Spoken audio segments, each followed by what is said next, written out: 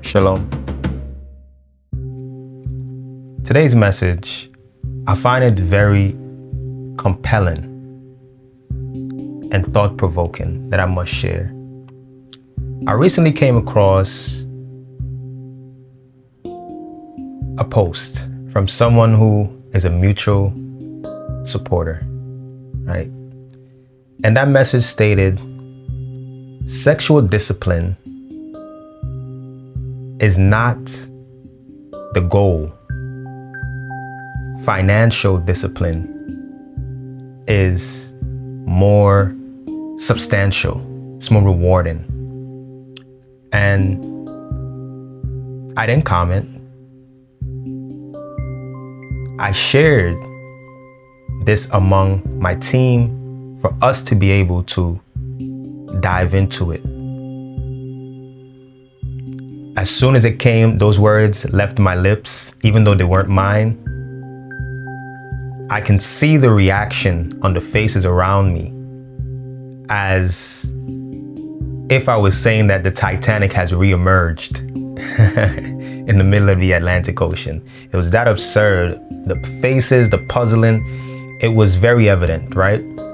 What was evident about it was how worldly, and it truly described the nature in which not just the individual is in, but the current state of our culture, of our community in this United States of America. The goal seems to be worldly. It seems to be body conscious, but what's lacking is the spiritual consciousness.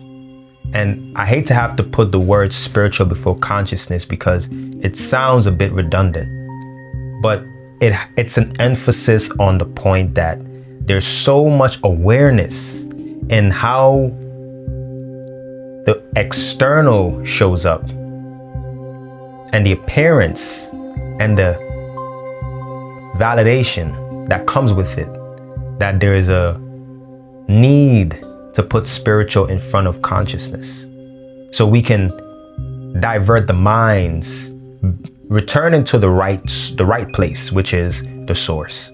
So let's start. Spiritual discipline, as they say, spiritual obedience, is very rewarding. It's one of the most rewarding things, it's one of the most rewarding acts to have spiritual obedience, because it not only says that you are a child of the Most High, but it also says that you're a good child. And I'm not going to get into good, bad, right, wrong, but it just means that you are adhering to your Most High words and commandments. And so sexual immorality, sexual sin, illegal sexual activity, lack of sexual discipline can never lead to wins. It can never lead you to the mountaintop. What this statement sounds like is that there's an excuse for just an added aptitude, an added desire to fornicate. And if that's the case, you can just say, I want to fornicate more because sex and money is all I care about.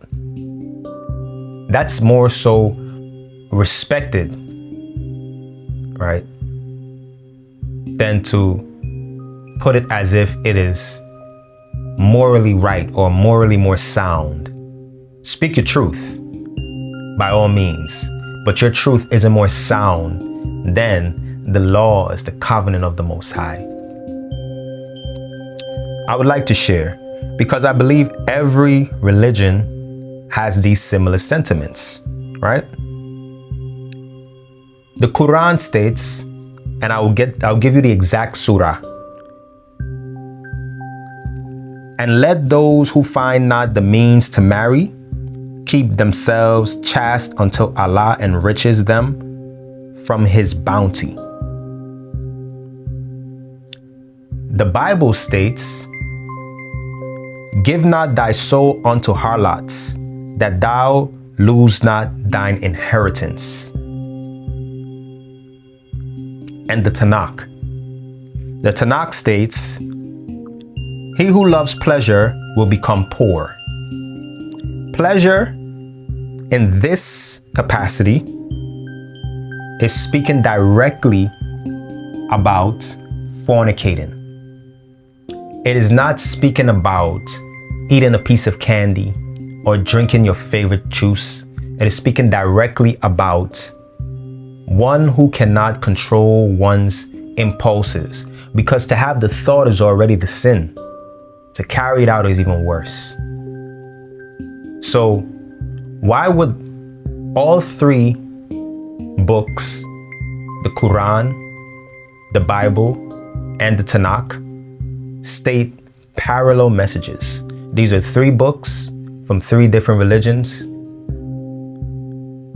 and their messages are parallel, emphasizing that spiritual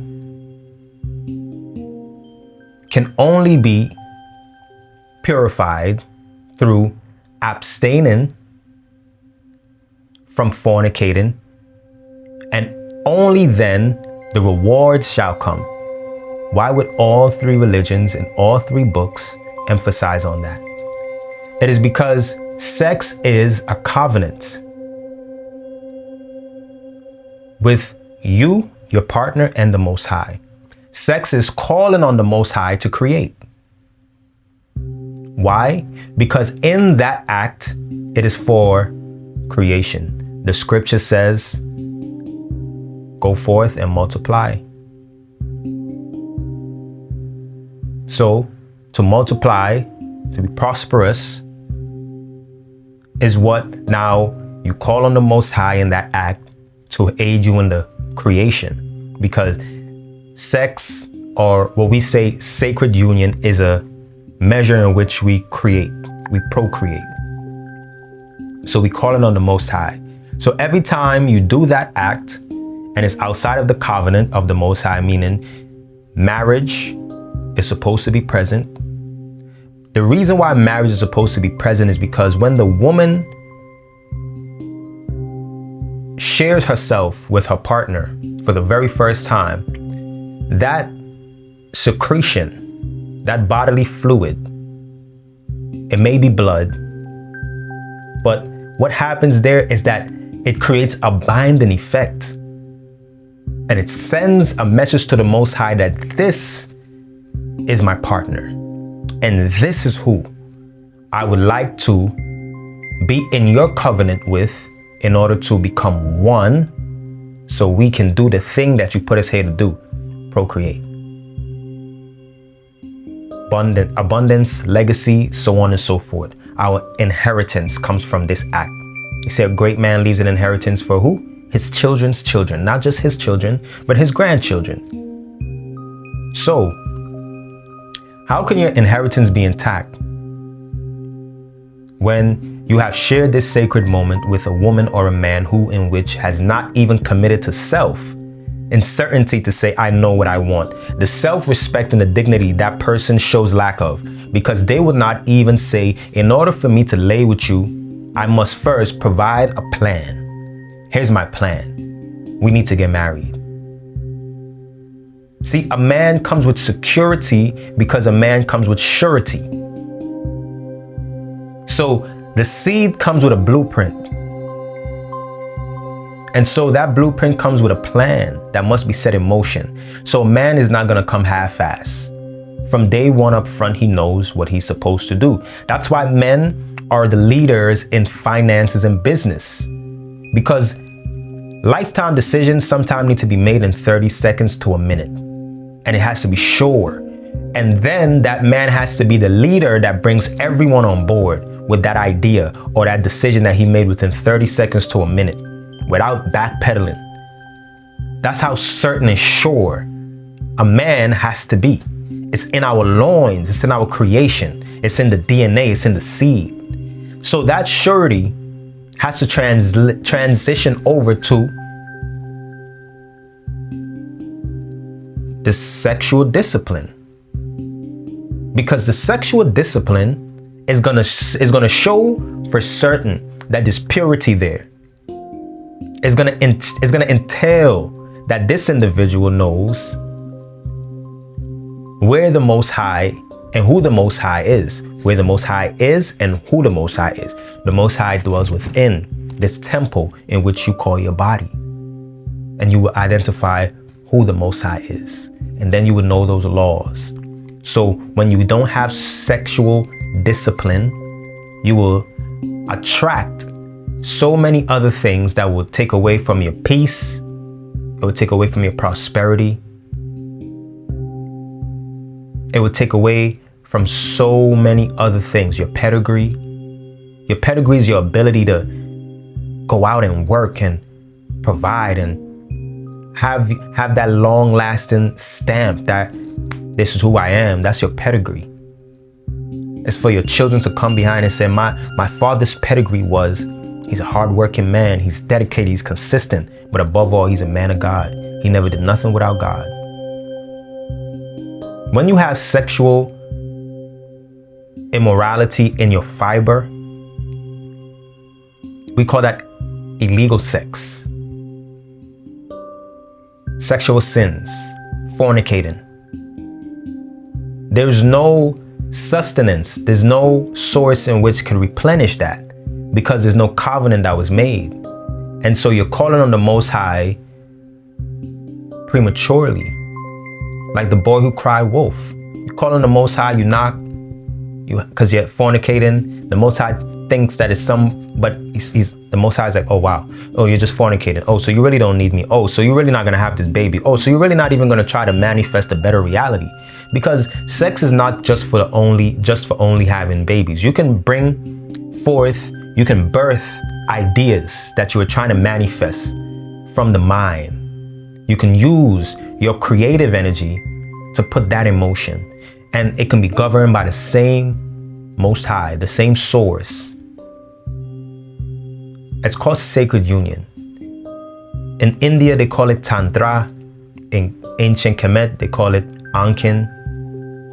But it's the purpose of it is for sacred union, sacred intimacy between mother and father.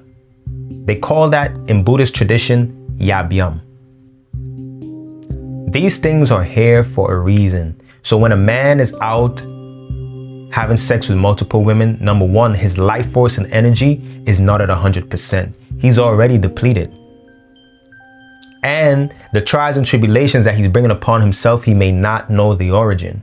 Because sex is like the telephone game. For every sexual partner, there's 7 years of spiritual baggages. And then think about you having 7 sexual partners, 7 times 7. And then they have sexual partners that they're bringing on to you. So now it's a telephone game where you had sex with one person, but that one person had sex with 10 people. So now you have the baggage of 10 people on you times that person who already brought their own baggage to you. And you're going through life wondering.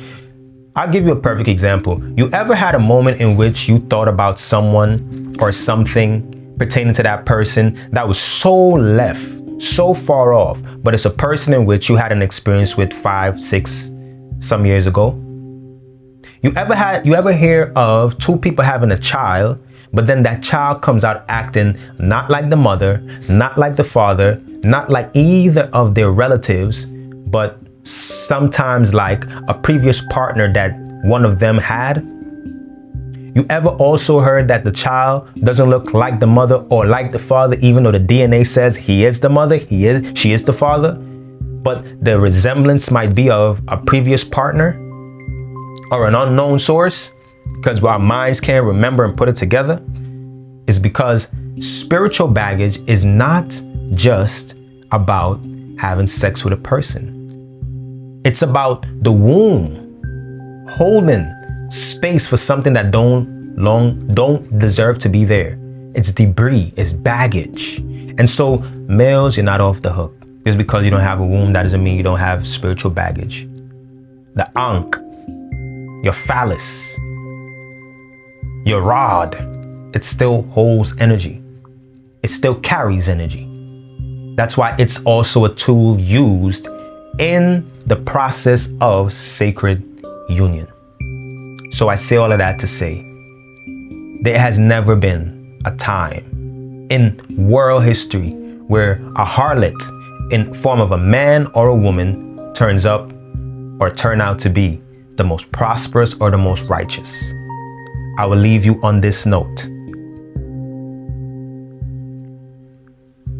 Sexual discipline guards your life force, your focus, your clarity, your inheritance, and your divine favor. Waste sexual energy and you waste your wealth. Master sexual energy and you stabilize your mind, which stabilizes your finances. And on that note, I would like to say, where there's discipline, there's reward. And where there's a void of the Most High, there's also a void of obedience. Without obedience, there's no connection to the Most High. And without no connection to the Most High, there's no financial discipline. And there's no rewards that could substitute the Most High presence. I hope this message found you all in great peace and wholeness, and not in pieces. Shalom.